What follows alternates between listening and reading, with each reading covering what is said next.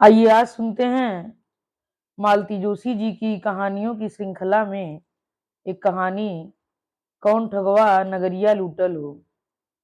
कहानी सुनाने से पहले आप सभी श्रोतागणों से मेरा विनम्र अनुरोध है कि आप लोगों को अगर मेरे द्वारा बोली गई यह कहानी पसंद आए तो कृपया मेरे चैनल को लाइक सब्सक्राइब करना मत भूलिएगा। तो चलिए शुरू करते हैं कहानी, कौन ठगवा नगरिया लूटल हो। हर साल की तरह घर में चैत्र गौरी का हल्दी कुमकुम समारोह चल रहा था। मेरी सभी सखी सहेलियां, अड़ूसने पड़ूसने, नाते रिश्ते की महिलाएं आमंत्रित थीं। यह कार्यक्रम मैं बड़ी धूमधाम से करती हूँ। साल भर में एक अच्छा गेट टुगेदर हो जाता है। जिस तरह हर फंक्शन का एक पीक टाइम होता है, हल्दी कुमकुम का भी होता है। उस समय हॉल जैसे ओवरफ्लो हो रहा था। उस समय मुझे डर लगने लगता है, सबको सब कुछ ठीक से मिल तो रहा है ना, कोई छूट तो नहीं गया, मैंने सबसे ठीक से बात की है ना, कोई उपेक्षित तो नहीं रह गई। भीड़ जब थोड़ी उतार पर थी तो मिसेज मिश्रा ने प्रवेश किया। ये मेरी सुबह की सैर की साथीन है, बस उतना ही परिचय है। वहीं दुआ सलाम होती है, पर साल में एक बार होने वाले इस आनंदोत्सव में मैं उन्हें भी आमंत्रित कर लेती हूँ और वह प्रेम से आती भी हैं। वे बैठ ही रही थीं कि मिसेज दुबे उठ खड़ी हुई। भाभी जी, जरा वॉशरूम जाऊंगी। कार्यक्रम के दिन मैं अपने दोनों तीनों बाथरूम चमका कर रखती हूँ। अक्सर दूर से आने वाली महिलाओं को जरूरत पड़ जाती है। पर मिसेज दुबे तो सोसाइटी की हैं।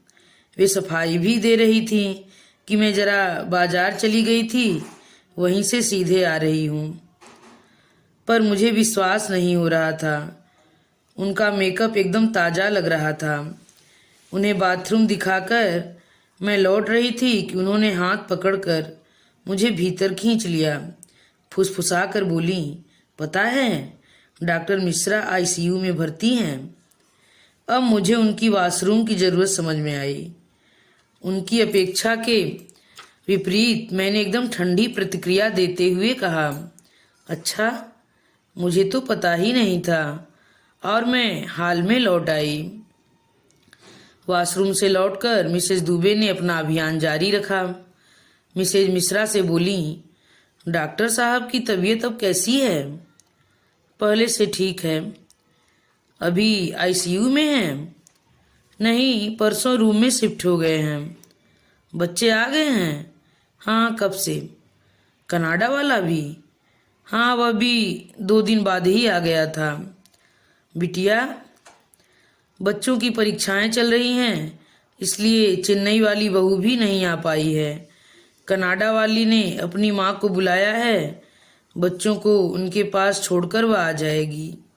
मिसेज मिश्रा ने एक साथ इतने प्रश्नों के उत्तर दे दिए कि अब पूछने के लिए कुछ बाकी न रहा। मिसेज दुबे और कोई बेढंगा सवाल करती, इससे पहले ही मैंने दोनों को प्लेटें पकड़ा दी। मिसेज मिश्रा ने प्लेटों को छूकर हाथ जोड़ लिए, बोली, मेरे व्रत चल रहे हैं, आप तो मुझे हल्दी कुमकुम दे दीजिए। मैंने भी फिर इकरार नहीं किया। उनकी मन स्थिति का मुझे अंदाजा हो गया था। उन्हें छोड़ने मैं बाहर तक गई। उनका अपराध बोध कम करने के लिए मैंने कहा, आप आईं, अच्छा लगा। मुझे तो पता ही नहीं था कि डॉक्टर साहब बीमार हैं, तभी आजकल आप मॉर्निंग वॉक पर दिखाई नहीं दी। हाँ, कहीं जाने का मन ही नहीं होता।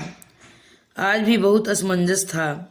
फिर सोचा, हल्दी कुमकुम का निमंत्रण है, नकारना नहीं चाहिए। जी, बहुत अच्छा सोचा आपने। अब देखिए, सब शुभ होगा। आईसीयू से कमरे में आ गए हैं, अब देखिए 2-4 दिन में घर भी आ जाएंगे। इत्मीनान रखिए।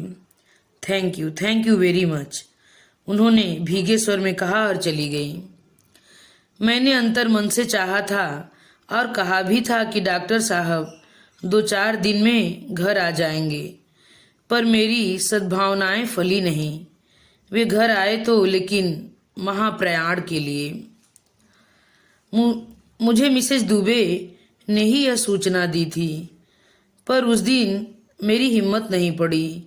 मिसेस दुबे का स्थायी ऑफर था कि जब भी जाएंगी मैं साथ चलूंगी, पर मैंने अकेले जाना ही पसंद किया।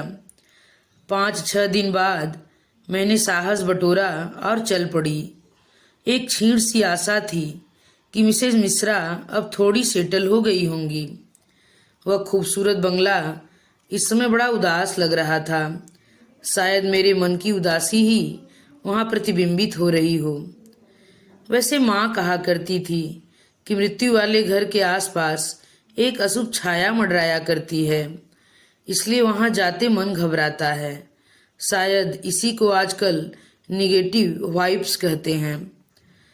मैंने धीरे से गेट खोला। उतनी सी आवाज भी उस सन्नाटे में भारी लगी। लॉन पार करके मैं बरामदे की सीढ़ियां चढ़ गई और थोड़ी देर खड़ी रही। अपने को थोड़ा प्रकृतिस्थ किया और फिर कांपते हाथों से कॉल बेल दबाई। घंटी की कर्कश आवाज मुझे बिना वजह एक अपराध बोध दे गई। मेरे अपराध बोध की उस समय सीमा नहीं रही जब मिसेज मिश्रा को दरवाजा खोलते देखा। क्षमा याचना के स्वर से मैंने कहा, मैं शायद गलत समय पर आ गई हूँ, आपको कष्ट करना पड़ा। वे मुझे हाथ पकड़कर भीतर लिवा ले आईं। बोली, गोमती अभी 3 बजे काम से निपटी थी तो मैंने कहा शाम को देर से आना चलेगा। इतने लोगों का करते करते वह भी थक जाती है। हम लोग सोफे पर बैठे ही थे कि एक करुण क्रंदन सुनाई दिया। मैंने इधर उधर नजर दौड़ाई। दीवार से लगे दीवान पर बैठी एक वृद्धा सी सक रही थी। मेरी ननद है, डॉक्टर साहब की बड़ी बहन, उन्होंने बताया। बहन जी थोड़ी देर सुबकती रहीं, फिर लेट गईं। मैंने आसपास देखा, हर कहीं एक नीचाट सूना पसरा हुआ था। पूरा घर जैसे भाएं भाएं कर रहा था। घर बाहर एक सन्नाटा था। मुझे अब उसका कारण समझ में आया। घर में लोग ही नहीं थे। हिंदुस्तान में घर मौत का हो या शादी वाला, भरा भरा रहता है। वातावरण में जमीन आसमान का फर्क रहता है, पर भीड़ लगी रहती है। लोग रहते हैं तो बातें भी होती हैं, खाने पीने का इंतजाम भी होता है, मिलने जुलने वालों की आमदरफ्त बनी रहती है। इसलिए शायद दुख सहना आसान हो जाता है, नहीं तो अकेला आदमी पागल हो जाए। यहाँ तो दरवाजा खोलने तक कोई नहीं। मुझे बड़ा अजीब लगा। मेहमान सब चले गए शायद। वैसे भी आजकल 13 दिन तक कौन रुकता है, बाद में फिर आ जाते हैं। मैंने कहा, मेहमान ऐसे ही थे कौन, सब घर के ही थे। बड़ी बहू चेन्नई से आई थी, तीसरा करके लौट गई। बच्चों की परीक्षा चल रही है, अब तिरही पर बच्चों को लेकर आएगी। छोटी वाली अब तिरही पर ही आएगी। फिर दोनों कनाडा लौट जाएंगे। वह 20 दिन से यहीं पड़ा है, लौटने तक महीना तो हो ही जाएगा। बिटिया आई थी। मुझे लगा मैं मिसेस दुबे होती जा रही हूँ, पर क्या करूँ, कुछ तो बोलना था। बिटिया आई थी, आज ही लौट रही है। दोनों भाई उसे एयरपोर्ट छोड़ने गए हैं। उसे रोक लेती, आपको सहारा हो जाता। उसके बच्चे बहुत छोटे हैं, इतने दिन रह ली यही बहुत है। मन वहीं अटका हुआ था। अब तिरही पर शायद दामाद अकेले ही आएंगे। और आप सहारे की बात कर रही हैं, तो अब आदत डालनी होगी। खुद को ही सहारा ढूंढना पड़ेगा। बच्चे कितने दिन रुकेंगे, उनकी अपनी गृहस्थी है, अपना काम है। अपने पिता के लिए बेचारे सब कुछ छोड़कर दौड़े चले आए थे, आखिरी सांस तक उनके साथ रहे। लोग इसी दिन के लिए बेटों की आस करते हैं। मैंने दर्शन झाड़ा। पूछने वाली थी कि आपके पीहर से कोई नहीं आया, पर उन्होंने जैसे मेरे मन की बात पढ़ ली। बोली, मेरे भाई भाभी आए थे, 2 दिन रहकर चले गए। क्लिनिक कितने दिन बंद रखते? आपके भाई भाभी भी डॉक्टर हैं? हाँ, पिताजी भी डॉक्टर थे। हम लोगों का बड़ा सा नर्सिंग होम है, उस एरिया में बहुत मशहूर है। आपके भी तीनों बच्चे डॉक्टर हैं ना? हाँ, और छोटी बहू भी? वाह, यानी कि पूरी डॉक्टर्स फैमिली है। गुड। कुछ देर को एक छोटा सा मौन पसर गया। मैंने उससे उबरने के लिए जल्दी से अगला प्रश्न पूछ लिया। डॉक्टर साहब के परिवार में बस ये बहन जी ही हैं? परिवार तो बहुत बड़ा है, पर मैंने बस इन्हें ही देखा है। शादी के बाद मैं इनके ही घर गई थी। आपके सास ससुर नहीं थे? ये स्कूल में थे, तभी इनके पिताजी गुजर गए। अम्मा जी थीं, देवर देवरानियों के राज में किसी तरह दिन काट रही थीं। जिज्जी की शादी पिताजी कर गए थे, पर इनकी पूरी पढ़ाई बाकी थी। हाई स्कूल में इन्होंने पूरे जिले में टॉप किया था। थोड़ी स्कॉलरशिप भी मिली थी, पर चाचा लोगों ने हाथ खड़े कर दिए। कहा कि शहर में पढ़ाना हमारे बस का काम नहीं है। अम्मा जी बेटे का भविष्य बिगाड़ना नहीं चाहती थी। उन्होंने देवर लोगों को मनाया। पता नहीं किन किन शर्तों पर वे राजी हुए। ये मेडिकल के सेकेंड ईयर में थे जब अम्मा जी नहीं रहीं। तब पता चला कि अम्मा जी ने अपने हिस्से की जमीन दोनों के नाम लिख दी थी। उनके जाते ही चाचा लोगों ने इन्हें बेदखल कर दिया। एकदम सड़क पर आ ही गए थे। मुझे लगता है आपकी सासू माँ की मृत्यु नेचुरल नहीं रही होगी। लोग जमीन जायदाद के लिए कुछ भी कर गुजरते हैं। मैंने कनखियों से बहन जी की ओर देखा। वे शांत लेटी थीं। उन्हें कुछ सुनाई नहीं देता। वे धीरे से मुस्कुरा दी। मुझे भी हमेशा से लगता रहा कि अम्मा जी की मृत्यु में कोई रहस्य था, पर उस समय ये छोटे थे और अकेले पड़ गए थे। क्या करते? फिर पढ़ाई कैसे पूरी की? मेरे भाई साहब के साथ पढ़ते थे। उन्होंने बाबूजी को बताया। बाबूजी बोले ब्राह्मण का लड़का है, होनहार है, उसका करियर बर्बाद नहीं होना चाहिए। फिर बाबूजी ने इनका पूरा खर्च उठाया।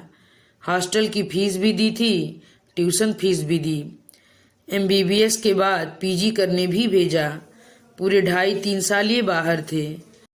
आपके पिताजी सचमुच पूरे आत्मा थे। नहीं तो आजकल कौन किसी के लिए इतना करता है। इस पुण्य का फल भी उन्हें हाथों हाथ मिल गया। ईश्वर ने हीरे जैसा दामाद जुटा दिया। इसमें ईश्वर की कोई करामात नहीं है। यह सब योजनाबद्ध कार्यक्रम था। मतलब? वे चुप हो गईं। मैंने थोड़े संकोच के साथ कहा, ऐसे पूछना तो नहीं चाहिए, पर आपकी लव मैरिज रही होगी ना? क्योंकि आपने बताया था कि आपके भाई साहब और डॉक्टर साहब साथ पढ़ते थे। हमारी न तो लव मैरिज थी न अरेंज मैरिज थी। वह तो प्लानिंग वाली शादी थी। बाबूजी ने भांप लिया था कि लड़का होनहार है, अकेला है, परिवार से कटा हुआ है। इसीलिए उन्होंने सोचा कि इसे पढ़ा देंगे तो एक साथ 3 काम सध जाएंगे। एक तो लड़के की जिंदगी बन जाएगी, दूसरे बिटिया को डॉक्टर दूल्हा मिल जाएगा, तीसरे साले बहनोई मिलकर नर्सिंग होम को चमका देंगे। बाबूजी की 2 इच्छाएं पूरी हो गईं, पर तीसरा सपना अधूरा रह गया। क्यों? 1-1.5 साल नर्सिंग होम में काम करने के बाद इन्हें एहसास हुआ कि वह आदर मान नहीं मिल रहा जो घर के दामाद को मिलना चाहिए। मैंने भी महसूस किया कि इन्हें औरों से कमतर आंका जा रहा है। हम दोनों के स्वाभिमान पर ठेस लगी तो एक दिन हम लोग सब कुछ छोड़ छाड़ कर यहाँ चले आए। यहाँ क्यों? एक ऑफर था। एक परिचित डॉक्टर के क्लिनिक में असिस्टेंट के बतौर काम करना था। नई जगह थी, हाथ में डिग्री के सिवाय कुछ भी नहीं था। 2-3 साल बड़े कसाले में कटे। इन्हें तो अभावों की आदत थी, पर मेरे लिए यह सब झेलना बहुत कठिन था। 2-3 साल बाद गाड़ी पटरी पर आई। इनकी प्रैक्टिस चल निकली। फिर इन्होंने अपना क्लिनिक खोल दिया। दिन रात मेहनत की, पैसा बरसने लगा। जो वैभव मैं पिता के घर छोड़ आई थी, अब वह फिर से मुझे प्राप्त हो गया। इन्हें तो जैसे जुनून चढ़ गया था। वे बच्चों को हर वो चीज़ देना चाहते थे जिसके लिए बचपन में तरसे थे। अच्छा खाना, अच्छे कपड़े, अच्छा घर, अच्छी गाड़ियाँ, अच्छी शिक्षा। तीनों की शादियाँ भी उन्होंने बहुत धूमधाम से की, जैसे वे अपने जीवन से दरिद्रता की हर रेखा मिटा देना चाहते थे। सेल्फ मेड मैन ऐसे लोगों को ही तो कहते हैं। सफलता ऐसे लोगों के ही चरण चूमती है। और कहते हैं हर सफल व्यक्ति के पीछे एक स्त्री होती है, तो वह आप हैं। आप उनके यश में बराबर की हिस्सेदार हैं। उनकी आंखें अचानक भीग गईं। मैंने उनके कंधे थपथपाते हुए कहा, अरे ऐसे रोते नहीं हैं। रामचरितमानस में लिखा है कि यशस्वी पुरुष की मृत्यु पर शोक नहीं करना चाहिए। डॉक्टर साहब अपनी सारी जिम्मेदारियां पूरी करके गए हैं, आपके लिए पुख्ता इंतजाम करके गए हैं। बच्चे आपके सुशील हैं, संस्कारवान हैं। फिर भी मुझे विश्वास है कि आपको उनके आगे कभी हाथ फैलाना नहीं पड़ेगा। भाभी जी, क्या पैसा ही सब कुछ होता है? उनकी आवाज़ अत्यंत कातर थी। शायद बहुओं से नहीं बनती होगी, पर ये तो आजकल आम बात हो गई है। और इनकी बहुएं कौन सी इनके पास रहने वाली हैं? मृत्यु से एक दिन पहले इन्हें बहुत तेज बुखार हो गया था। अच्छा, डिलीरियम हो गया था। डिलीरियम समझती हैं ना? डिलीरियम मतलब सन्निपात न, जिसमें आदमी उटपटांग बोलने लगता है। हाँ वही। ये भी उस समय वाही तबाही बकने लगे थे। मुझे तो इतनी भद्दी भद्दी गालियां दी कि बच्चों के सामने मैं शर्म से गड़ गई। बच्चे भी अस्पताल वालों के सामने शर्मसार हो गए। फिर छोटा मुझे घर ले आया। बोला, पापा आपको देखकर एक्साइट हो रहे हैं, आप कुछ देर उनसे दूर ही रहो। उसके बाद वे 24 घंटे जीवित थे, पर मैं उनके पास नहीं गई। मन ही नहीं हुआ। उनकी वह नफरत, उगलती आंखें और गंदी गालियां जेहन में जैसे कैद हो गईं। उन्हें मैं कभी भूल नहीं पाऊंगी। देखिए मिसेज मिश्रा, बीमारी में आदमी का अपने पर वश नहीं रहता, न शरीर पर, न मन पर, न वाणी पर। उनकी बातों को इस तरह दिल पर नहीं लेना चाहिए। अपने पर वश नहीं रहा, इसीलिए तो मन की तलहटी में दबी नफरत उस दिन सतह पर आ गई थी। नफरत किस लिए? ये शादी उन पर थोपी गई थी ना, इसलिए। मजाक मजाक में वे कई बार कह चुके थे, पर मैंने कभी सीरियसली नहीं लिया था। कभी कहते, डॉक्टर साहब का मुझ पर कोई कर्ज बाकी नहीं है, मैंने उनका इतना बड़ा बोझ हल्का कर दिया है। कभी बच्चों से कहते, बेटा शादी अपनी मर्जी की करना, मेरे पास तो और कोई ऑप्शन नहीं था, पर तुम्हें पूरी छूट है। जिसे हम मजाक समझते रहे, वह बात उनके मन में गहरे बैठ गई थी। वे थोड़ी देर को चुप हो गईं, फिर बोली, इस नवंबर में हमारी शादी को 40 साल पूरे हो जाएंगे। इन 40 सालों में मैंने उनकी प्राण पड़ से सेवा की। अच्छे बुरे वक्त में चट्टान की तरह उनके साथ खड़ी रही हूँ। प्रैक्टिस में ये इतने व्यस्त रहे कि कभी घर परिवार को देखने का वक्त ही नहीं मिला। मैंने ही उनके बच्चों को पाला, आदमी बनाया, पर देखिए न, अंतिम क्षणों में उन्हें यह कुछ भी याद नहीं आया। केवल जबरदस्ती वाली शादी ही याद रही। 40 साल का इतिहास एक पल में शून्य हो गया, जैसे किसी ने स्लेट पर लिखी इबारत मिटा दी है। मेरी सारी तपस्या पर पानी फिर गया और वे एकदम फपक कर रो पड़ी। उनकी रुलाई का आवेग इतना प्रचंड था कि मैं समझ गई, आज पहली बार उन्होंने अपनी यह व्यथा किसी के साथ साझा की है, और साझा करती भी किससे? बेटी से, बहू से। जीवन के इस सफर पर एक पड़ाव ऐसा अवश्य आता है जब जोड़ी टूट जाती है। एक कोई आगे निकल जाता है, पर जो पीछे छूट जाता है वह विगत की स्मृतियों के सहारे किसी तरह जी लेता है।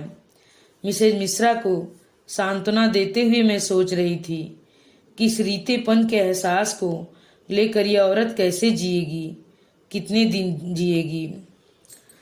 और इसी के साथ यह कहानी समाप्त होती है। आप लोगों को यह कहानी पसंद आए तो कृपया अपने दोस्तों में शेयर करना मत भूलिएगा। धन्यवाद।